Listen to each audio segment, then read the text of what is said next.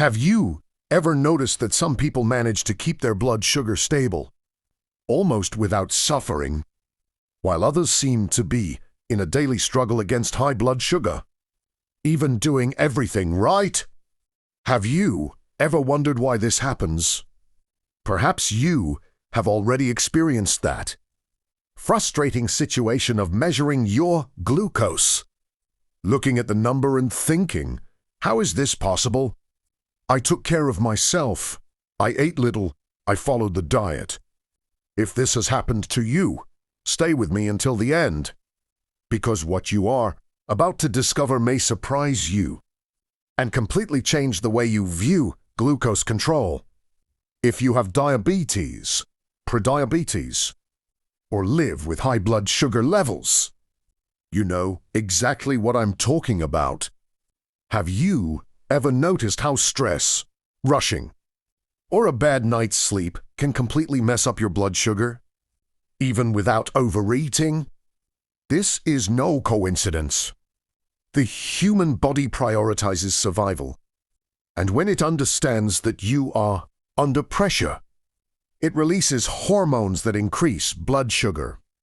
People who manage to keep their blood sugar under control understand this, and therefore don't just focus on their plate. They take care of their routine as a whole. What you're going to see here isn't rigid rules or miraculous promises. There's no magic formula for controlling diabetes. What exists is knowledge applied in a practical way. Small changes, made consistently, that help avoid glucose spikes, reduce insulin resistance, and bring more predictability to daily life. And when you understand the why of things, everything becomes easier to follow. You stop obeying out of fear and start acting out of awareness. Perhaps, while you listen to this, you're thinking, but I've already tried everything. Diets, guidelines, advice, lists of what you can and can't eat. If that thought crossed your mind, stay with me until the end of this series, because what we're going to talk about here isn't about trying one more thing and then giving up. It's about changing the way you see your own body and blood sugar control. It's about getting out of constant fight mode and into a more strategic and sustainable mode. Now, I'm going to show you that people with stable blood sugar levels do some things differently on a daily basis. Different thing number one, they think about the before of the food. People with stable blood sugar levels don't see a meal as an isolated event. They know that what happens before eating greatly influences how the body reacts to that food. This is one of the big differences compared to those who live with diabetes, prediabetes, or high blood sugar on a daily basis, because normally all their attention is focused only on what's on the plate. Those who keep their glucose more controlled tend to notice their own state before the meal. They understand that arriving to eat after many hours of prolonged fasting, under a lot of stress, or after a whole day without moving creates a perfect scenario for blood sugar spikes. Even a meal considered healthy can generate a higher glycemic response when the body is already overloaded. Excessive fasting, for example, doesn't always help. Increasing the release of hormones that raise glucose. Therefore, people with more stable blood glucose control don't skip meals or try to compensate for previous excesses. They observe how their own body reacts and adjust their routine more consciously. Stress is another factor that almost no one directly associates with blood sugar. Those who maintain balanced blood glucose understand that eating with a racing mind, full of worries or anxiety, can raise glucose even without overeating. Therefore, these people usually slow down before eating, breathe deeply, and take a short break. It seems simple, but this detail completely changes the body's response. The same applies to a sedentary lifestyle. Sitting for long periods reduces insulin sensitivity. People with stable blood sugar levels don't wait for the ideal moment to exercise. They move throughout the day. Short walks, climbing stairs, getting up from the chair more often. This prepares the body to better handle glucose when the meal occurs. The main point here is to understand that diabetes control doesn't start on the plate. It starts in the context. When the body is less stressed, more active, and better regulated, it responds much better to food. And this brings something that everyone seeks: more predictability. Fewer surprises in measurements, and less frustration. Perhaps, while you listen to this, you are thinking, wow, no one has ever explained it to me this way. And if this made sense to you, write in the comments, this makes sense to me. I want to know if this idea has already made you look at your routine in a different way. Because this is only the first difference. The next one has everything to do with how the plate is assembled. And many people make mistakes exactly there, even thinking they are eating well. Different thing number 2, they strategically assemble their plate. People with stable blood sugar levels don't just see their plate as a sum of foods. They understand that the order in which they eat makes a difference in glucose control. And this is a simple but extremely powerful detail that many people with diabetes or high blood sugar have never heard of. While most people start their meal with carbohydrates, rice, bread, pasta, those who maintain more balanced blood sugar do the opposite. They start with fiber, then protein, and then healthy fats. Only then, if it makes sense, do they add carbohydrates. This strategy slows down the absorption of sugar into the bloodstream and helps avoid those sudden spikes that are alarming when measured. And the most interesting thing is that this doesn't mean cutting out foods or living in restriction. It's not about prohibition, it's about strategy. When you start your meal with vegetables, greens, salads, eggs, meats, fish, or good sources of fat, the body responds in a much more balanced way. Blood glucose rises more slowly, insulin works better, and diabetes control becomes more predictable throughout the day. People with normal blood sugar often do this almost automatically. They have learned, over time, that small adjustments to their plate make more of a difference than strict diets. And this kind of awareness brings something very valuable: peace of mind. You stop eating with fear and start eating with understanding. You might be thinking now, but I already eat healthily, and that may be true. But eating healthily and eating strategically are not exactly the same thing. Sometimes the food is good, but the order doesn't favor those who need to manage high blood sugar. And when you understand this, everything starts to fall into place better. Another important point is that this way of arranging the plate helps maintain satiety for longer. This reduces snacking, overeating later, and that constant feeling of hunger that many people with type 2 diabetes experience throughout the day. The body feels safer, more nourished, and responds better. And you know what's most beautiful about all this? You realize you're not alone on this journey. Many people spend years struggling with blood sugar without ever having access to this kind of simple and practical guidance. When we share this knowledge, we create a sense of community, support, and mutual understanding. If this topic resonates with you, leave a comment below about what touched you the most, or which of these changes you feel you can start applying today. Your experience can help other people who are going through the same journey.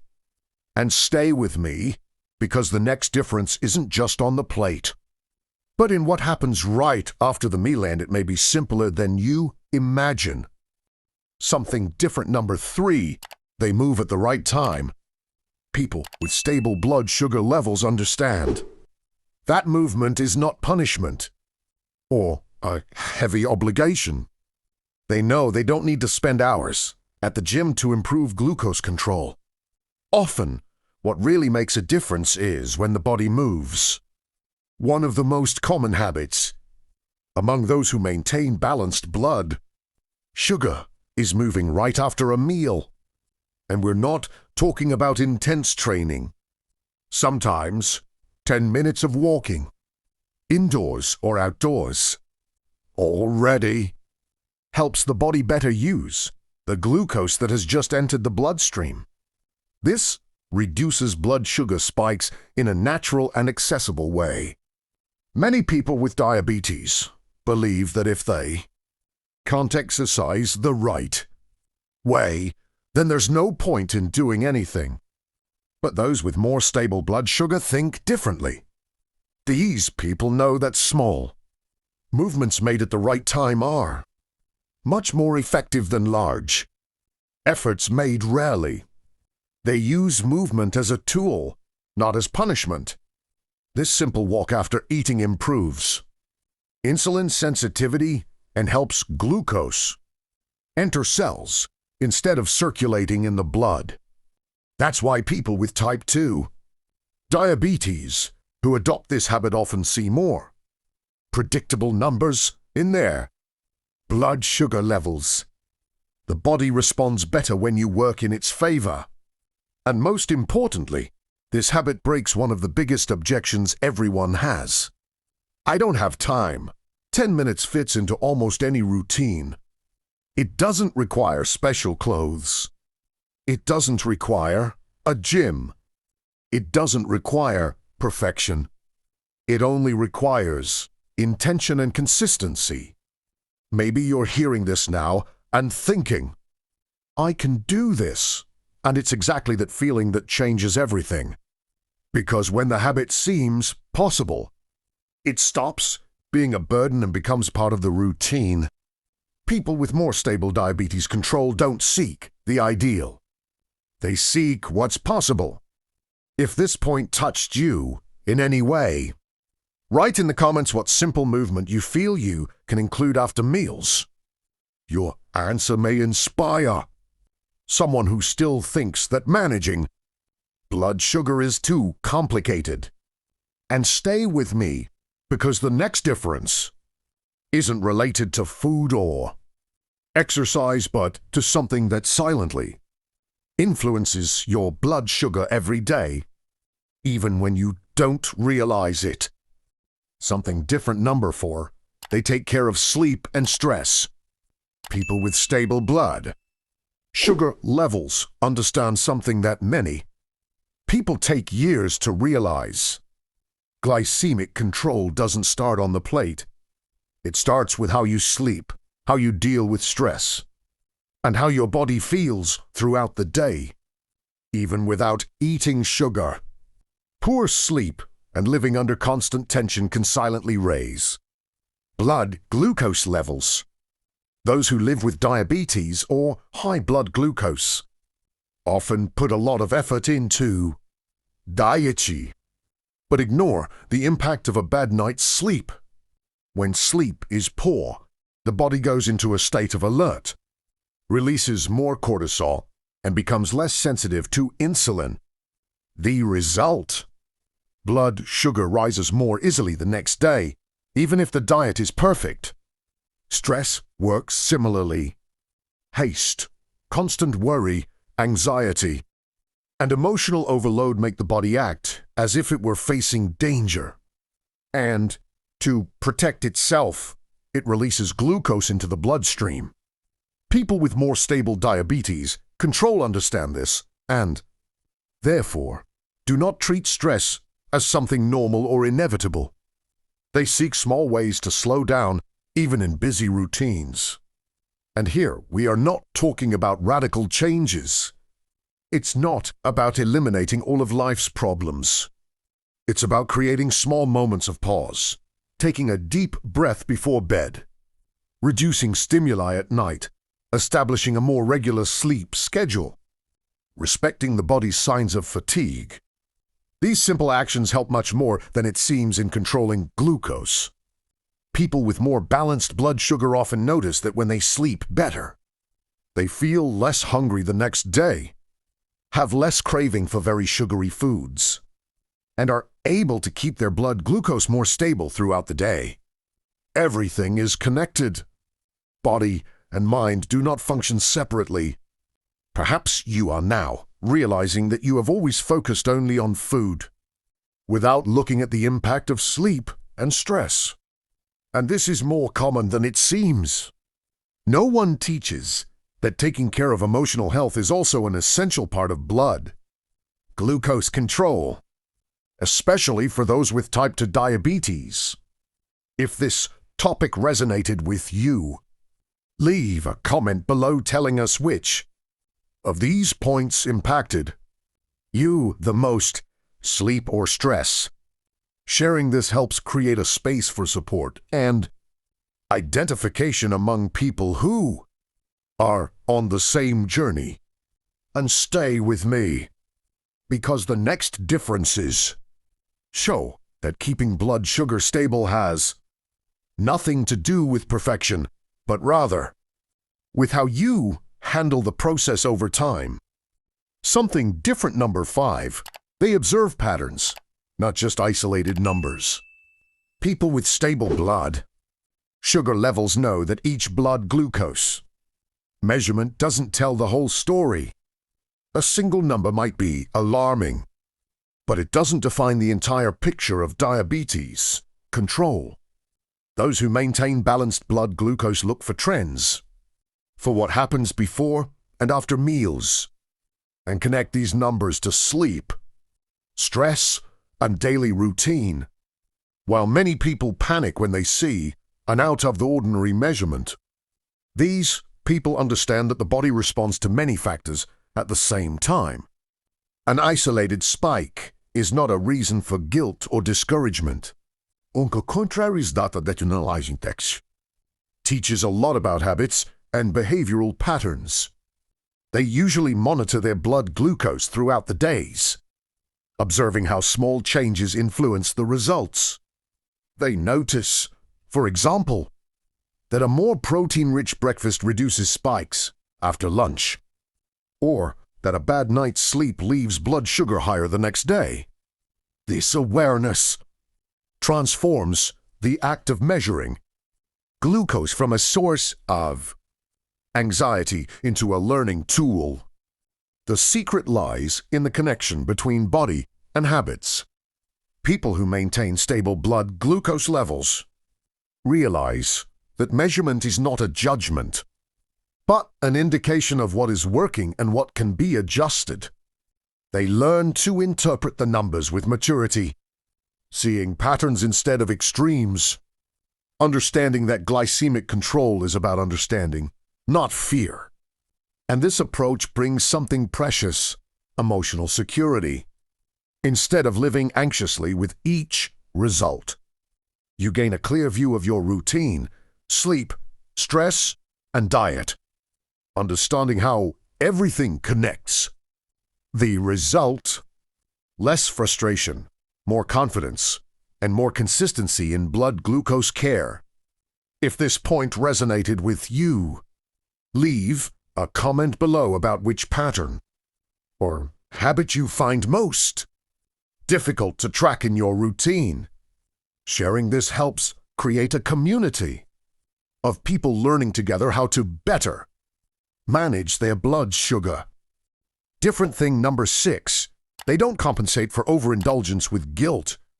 People with stable blood sugar levels know that feeling guilty about overindulging doesn't help at all. In fact, those who maintain balanced blood sugar understand that guilt generates stress, and stress, in turn, increases blood sugar. In other words, punishing yourself emotionally only creates a cycle that makes glycemic control more difficult. They also understand that a small slip doesn't have to become a series of mistakes. Eating an extra sweet or deviating from the planned diet doesn't mean ruining the whole day. Those who maintain stable blood sugar simply return to basics at the next meal. They don't skip meals, don't try to compensate with extreme restrictions, and don't force themselves to erase the mistake with unnecessary sacrifices. This approach brings something very liberating: emotional freedom. When you stop associating each slip with failure, you begin to see diabetes control as a continuous construction, made of consistent choices over time, and not as a daily battle between right and wrong. A single ouch of the ordinary number or an unplanned meal doesn't define all your progress. Furthermore, this way of thinking reduces anxiety and guilt, two factors that contribute to unexpected glucose spikes. People with more balanced blood sugar know that the body responds better to conscious and consistent decisions, not to extremes. They practice patience with themselves and transform small mistakes into learning experiences. The result is more peace of mind, more confidence, and more consistency. Because blood glucose control isn't about perfection. It's about balance, awareness, and quickly getting back on track. This brings hope to those who feel they can never get it right. The truth is that progress happens in the long term, and every choice counts. If this point made sense to you, leave a word or phrase in the comments that inspires you to keep going even after a slip-up. Your experience can help other people who are also learning to deal with high blood glucose without blaming themselves. Different thing number 7, they think long-term, not about immediate results. People with stable blood sugar levels know that glucose control isn't a 100-meter sprint, it's a marathon. They don't seek perfection at every meal or immediate results in measurements. The goal is consistency over time, and that's what really makes the difference in the long run. Those who maintain balanced blood glucose understand that small changes maintained daily are worth much more than radical diets or extreme restrictions that last only a few days. Swapping white bread for a whole wheat version, including a 10-minute walk after lunch, or sleeping half an hour more each night may seem small, but when done every day, it completely transforms the body's patterns. The focus of these people is to improve 1% each day, step by step. They don't get discouraged if their blood glucose number rises at some point. Instead, they analyze patterns, learn from mistakes, and act consciously again. The body responds better to consistency than to extremes, and this creates a cycle of real and sustainable progress. This mindset also brings something precious: hope and confidence. You stop feeling like you need to get everything right at once, and you start to realize that every small choice counts. People with type 2 diabetes, prediabetes, or who live with high blood sugar can apply this principle and see results without suffering, because real change comes from daily practice, not momentary perfection. And most importantly, when you think long-term, you learn to balance diet, movement, sleep, stress, and general habits naturally. Each choice connects to the next, and diabetes management ceases to be a burden and becomes part of the routine, without guilt or anxiety. If this point made sense to you, leave a comment here with a phrase that represents your intention to improve little by little. Seeing the words of other people can inspire those who are just beginning this journey with blood sugar.